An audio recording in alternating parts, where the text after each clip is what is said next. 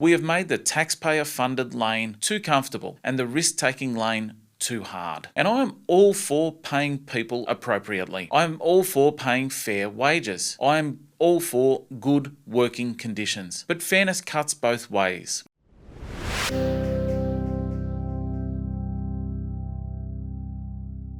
Hi there.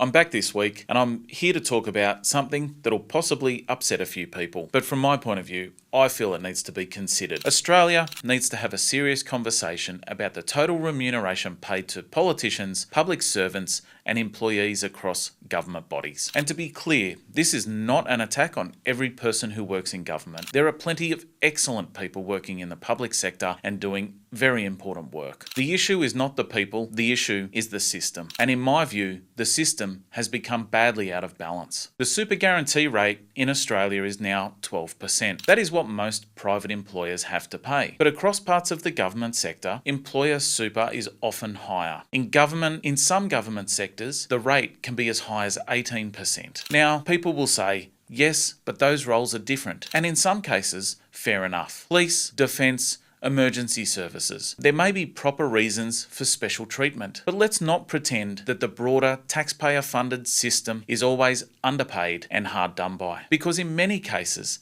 that argument is looking very tired. When you add together salary, super, leave, flexibility, salary packaging where available, and with the job security, that package can look extremely attractive. And this is where my issue sits, because SMEs simply cannot compete with that. In government departments, if there is inefficiency, the taxpayer funds it. If headcount grows, the taxpayer funds it. If employment conditions become more generous than the real economy can support, the taxpayer funds it. And the taxpayer is not some unknown, nameless, faceless person. It's you and I. This is the part that annoys me, because we say we want entrepreneurship. We need innovation. We say that we want Australia to build things, export things, solve problems, and compete globally. But when we create a system where the safest, lowest risk employment path can also be the most comfortable. And for some people, not all, but some, that go into the public sector roles, they milk that system for all it's worth. Flex time becomes an entitlement. Sick leave becomes something to use because it is there. Now, I'm not talking about genuine illness or genuine family responsibility. Of course, those protections should exist for all taxpayers. I am talking about a culture where the system can be gamed and everyone outside that system can see it. And the private sector looks at it and says, how are we supposed to compete with that? This is a fairness issue, and it is an entrepreneurship issue.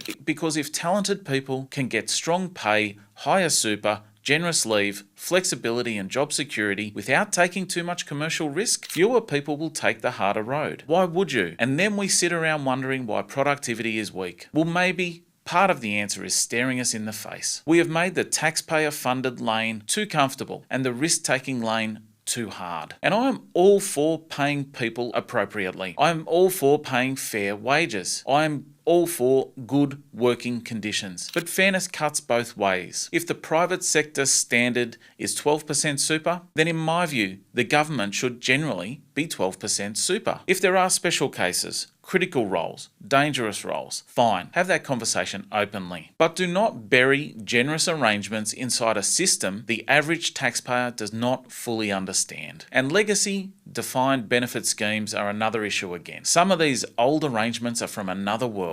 They belong to a different time. But today, when governments are scratching around for revenue, SMEs are drowning in compliance, and households are being squeezed, every one of those legacy costs deserve proper scrutiny, because you cannot keep asking the productive parts of the economy to carry more weight while protecting systems that no normal business could afford. It is not sustainable and it is not fair. So my view is simple. Pay people appropriately. Be transparent about the full package. Bring super back to the standard rate unless there is a genuinely defensible reason not to. Review legacy defined benefit arrangements properly. Be honest about FBT and salary packaging advantages where they exist. And stop pretending that SMEs are competing on a level playing field, because they are not. And after years of this unlevel playing field, the results are becoming obvious. Lower productivity, less appetite for risk, more pressure for taxpayers, and fewer people willing to step out, build something, employ people, and push Australian industry forward. Now, we need government. We need good public servants. We need essential services. But we also need balance. And right now, in my view, the balance is off. I'm TC, and that's my 2 cents.